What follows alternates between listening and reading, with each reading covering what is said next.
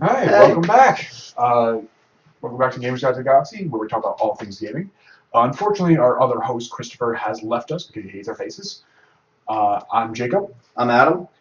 This is actually I did the whole intro. Yes, you Sorry. did. I keep on trying to repeat that. Yes, we'll do a half-hour intro. It'll be Too Many Cooks times 3. Awesome. Too many cooks. Stop.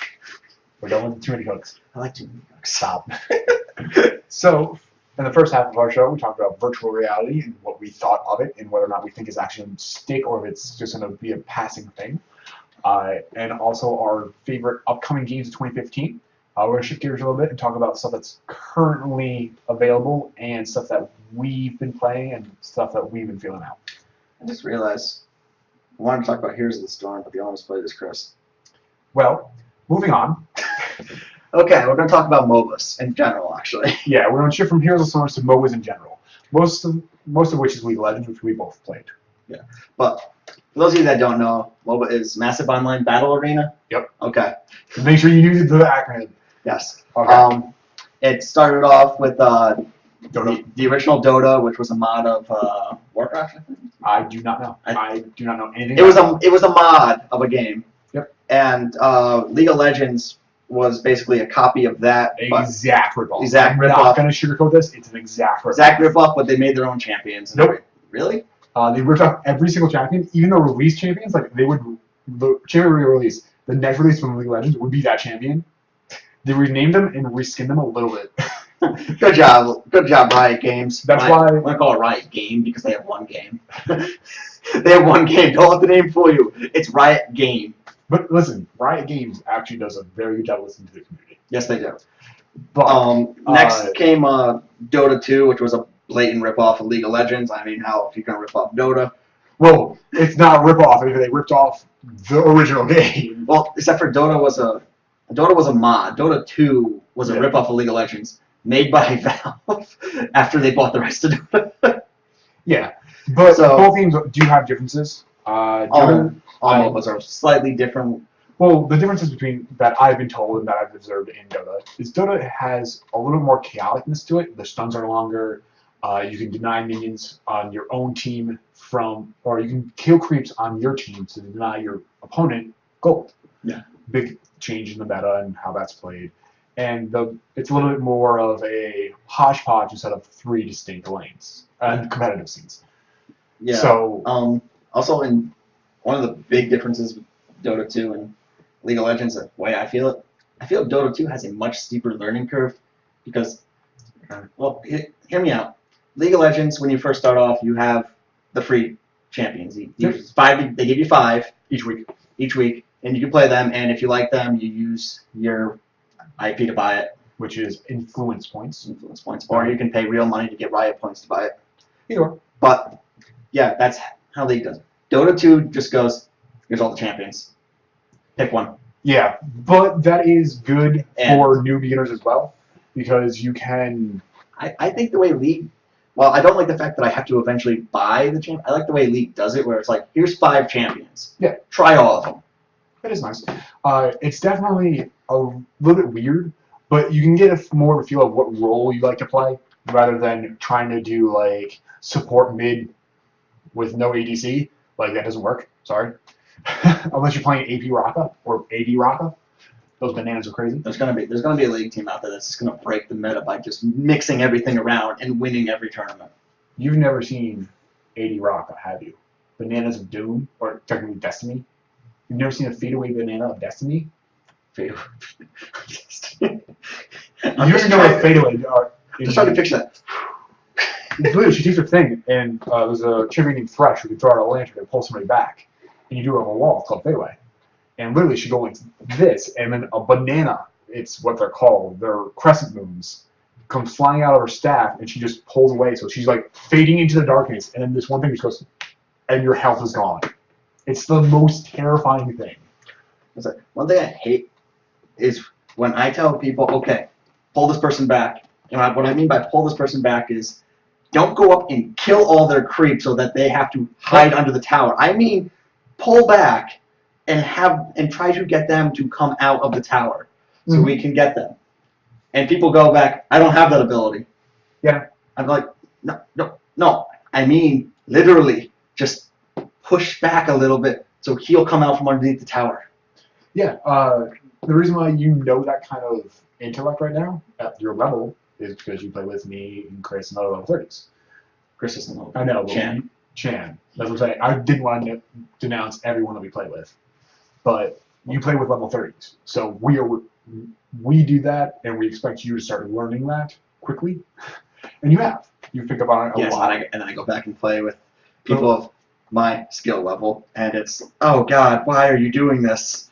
Why? But it gives you a good perspective of, you know what I mean, stuff not to do and stuff to do. I can see why I sucked before, and I was trying to play like that. Yeah. Now, in case no one knows, League of Legends has a skill cap or a level cap of level 30. After that, you can begin ranked, which is super competitive, not fun at all. By what I mean by that is you're going to hate yourself, but you're going to keep on playing until you get at least diamond. And then you're going to hate every game you play because the littlest advantage just starts snowballing because at that game of play, people know how to push advantages. So when we play with Adam, we play normals, which are a little bit less intense, and also the only thing that we can play with at level 30. Adam currently is level 13. Yes. Level 13, mid-tier, learning, doing well. I can only really do good with 1 or 2 champions. That'll grow. It's a little weird. Normally I shoehorned into 1, and then I became more diverse as I learned that people aren't going to listen to me when I say I only play 1 champion. They don't care. Yeah, no, they don't care. They're like honey badgers, they don't care. The worst is when I don't get to play the champion I want and someone else in the team does. Yep. And they're awful at it. Yep. And I'm just saying, dude, no, why? No, don't chase. You have DOTs. Back off. You won this already. Oh, you're underneath the tower. Yep. You already got this. Yeah. I'm trying to shift back away from a little bit of League of Legends talk because when we started talking about Legends, we usually do start talking a little bit of shop. Yeah. There's been a very increase of this community though. It's a bigger esport than ever. Prize pots going over millions now. That's ESPN covering the Dota 2 national finals. Oh yeah. League of Legends, I think, sold out the Staples Center, I think. Yep. They did that. The prize pot was, I think, $5 million this year, $1 million for each player, which is fantastic. Because League of Legends players don't usually make as much as other esports players because it's five in a team. If you look at the streaming hits on them too, number one game on Twitch, guaranteed almost every day. Yeah. You look at it right now, it probably is number 1 unless something came out within yesterday or today. Actually, there's been times where there's a new game out in LCS, which is a league final. It wasn't even like the grand finale for the season. It's just LCS is big. And LCS crushed it with over 200,000 more viewers on Twitch. Yeah. So, there are times where the number 1 channel for League of Legends at the moment is higher than the number 2 game on Twitch. Yeah. Like, that is insane. Yeah. So they're just becoming insanely popular, and what I'm worried about is kind of like new game syndrome where everyone plays it and then they abandon it. But I don't think that's going to happen because League of Legends has been out for a few years, and other games are starting to catch on. But I haven't seen a MOBA as good as League, in my personal opinion, or Dota. We'll go with or Dota. Well, we'll check with. See, I was hoping by now I would have gotten access to the Heroes of the Storm Alpha because everyone else who plays Blizzard games that works for Game Spectrums has access to the Heroes of the Storm Alpha, and it's really kind of pissing me off. But come on, Blizzard, really, come on. But I don't know. See, here's the thing about Blizzard I've noticed. They take a very popular game, and they have this insane ability to somehow make a better version of it. Now, I love my league. I know you love your league, but I'm just looking. They took their own game of Warcraft, and they made a more popular, better version called StarCraft. They took Team Fortress 2, and they're making a new game called Overwatch, which people are really hyped about. Yeah.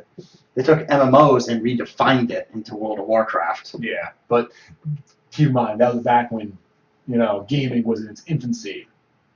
Granted, that game has been completely popular. It's the staple nerd game. You say that, but game was in its infancy when that came out. But look at it.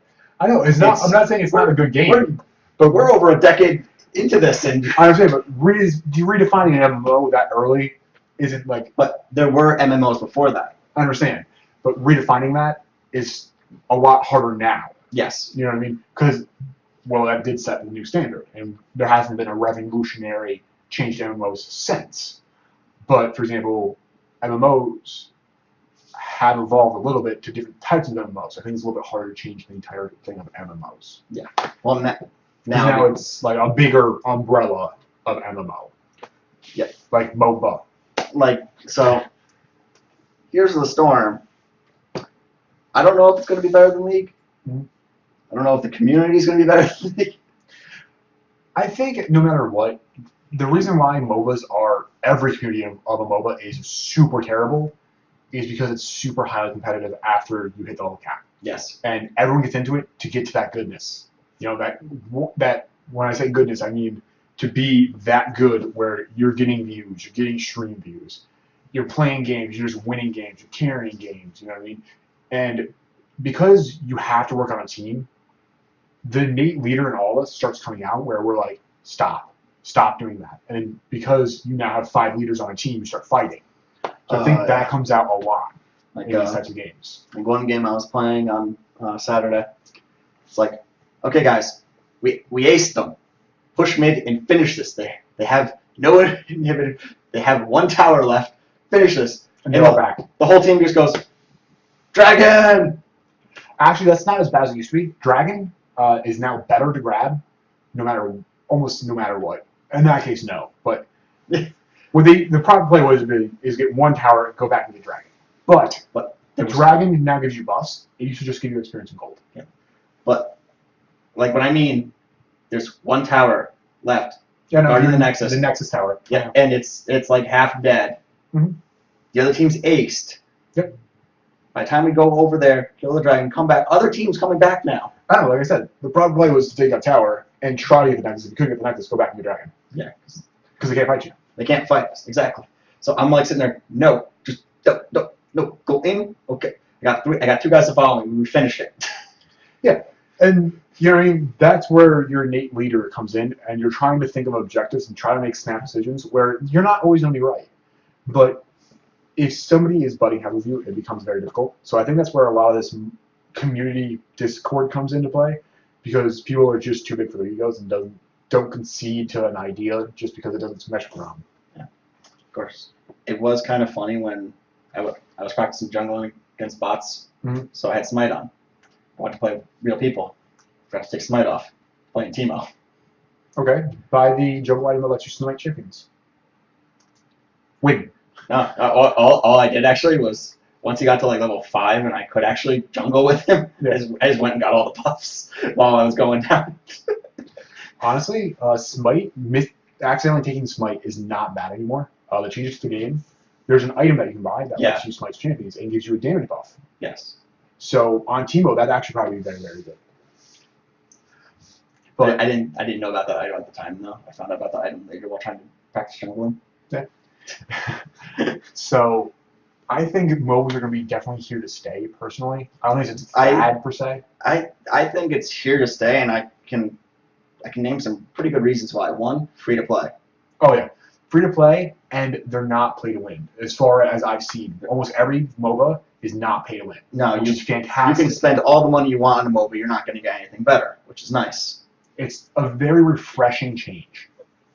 Yeah, I mean, especially when like you go into Assassin's Creed Unity and it's like, hey, $29.99 to beat the game.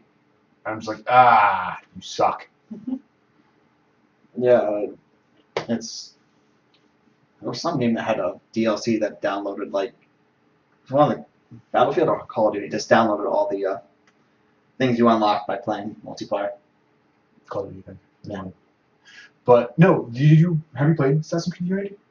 No. The legendary armor, there's a normal buy option, and then there's a hack option where you hack the Animus and pay real cash, and you unlock like top tier armor on the first shop. You can do it from the first shop. So literally, you can go in, buy all the high tier armor that you want, you can do look freaking baller, and then go and play the game and never die. Good job. Thanks to Ubisoft. Well, because Ubisoft's about making that money. They don't care about the gameplay. They make that money. But Which is so weird to me, because they could put out Assassin's Creed Unity and Far Cry 4 at the same time. Because if you make if you are an evil corporation consistently in every game, no one's gonna buy from you anymore. So you have to make some good games, so that they keep on trying. Explain EA. 5-year-olds play with EA.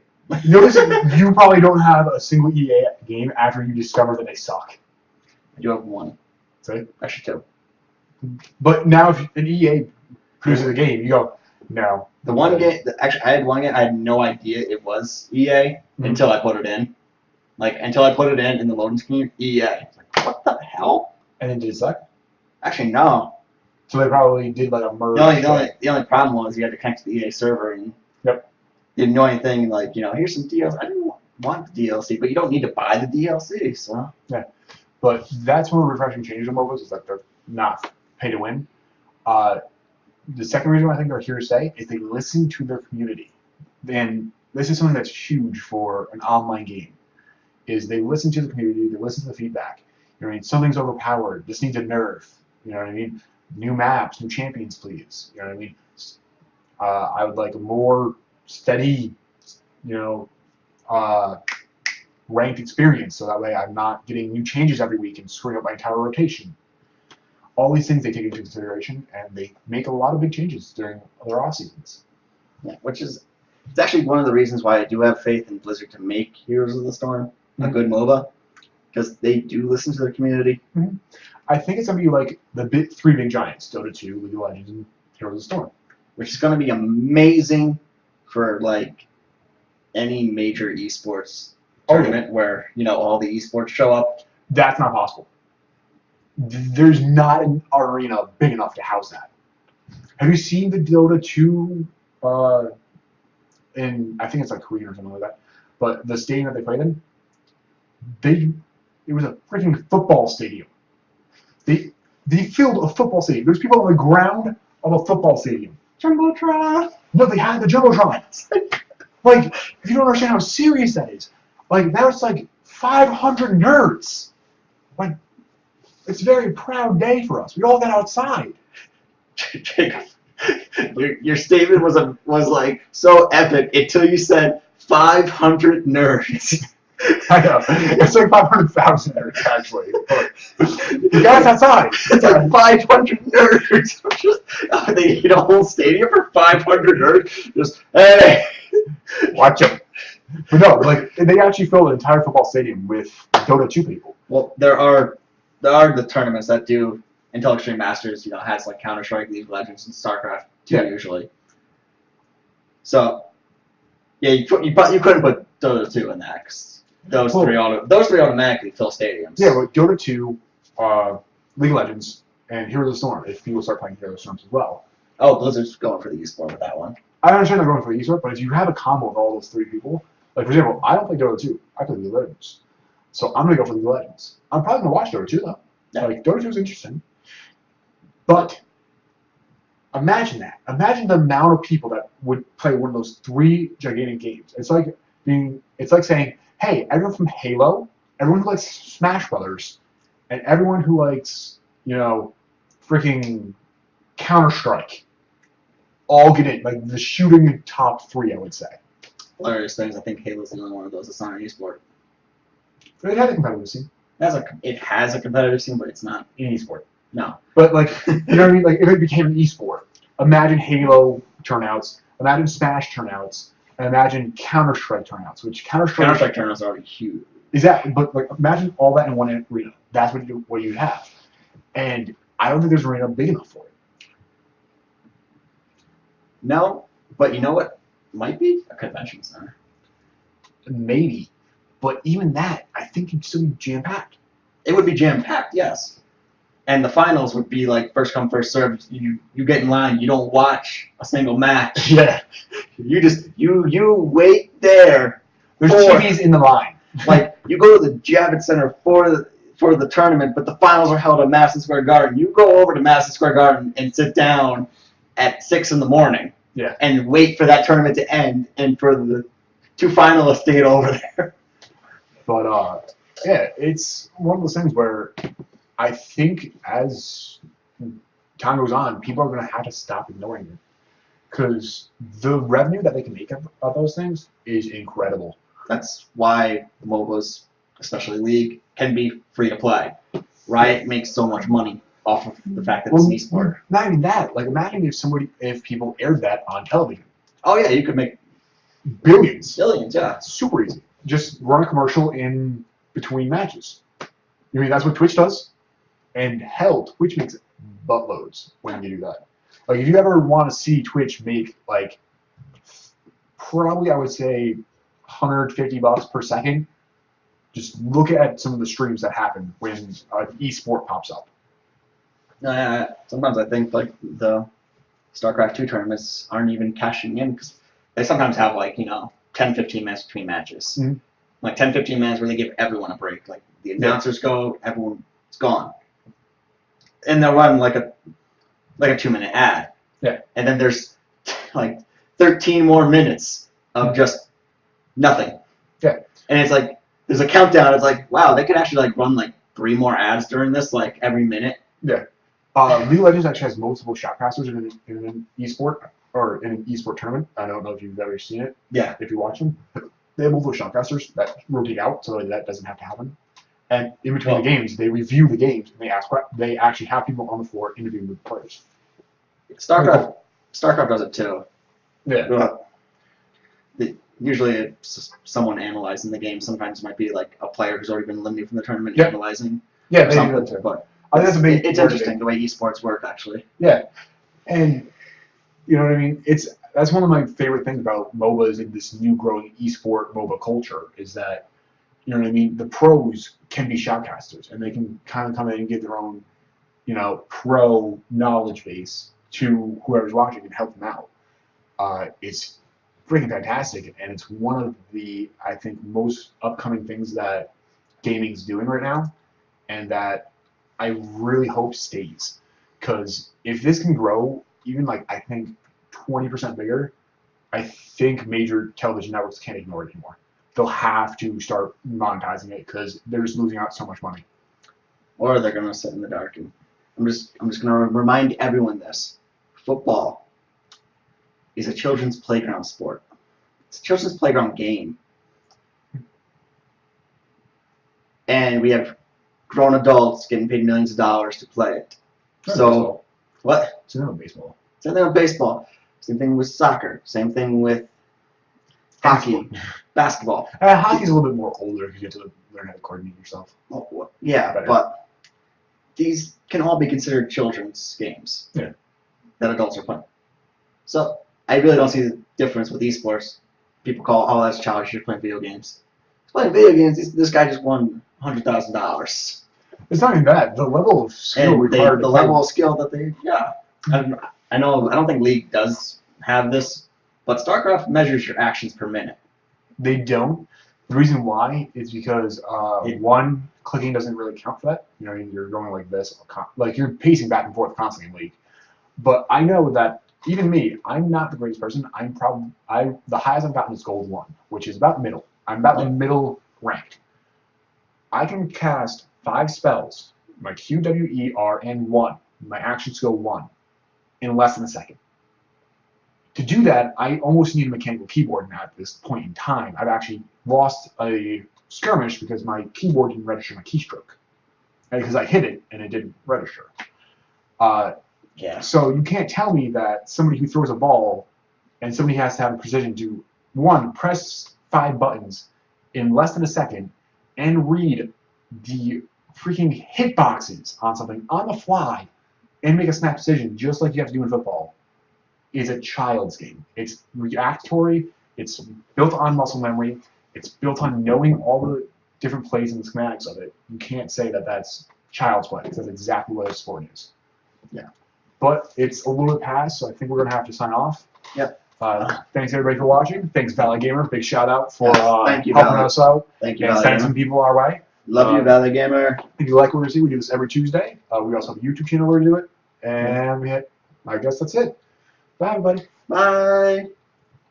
I can find the way. Yeah. Oh, that's. Yay.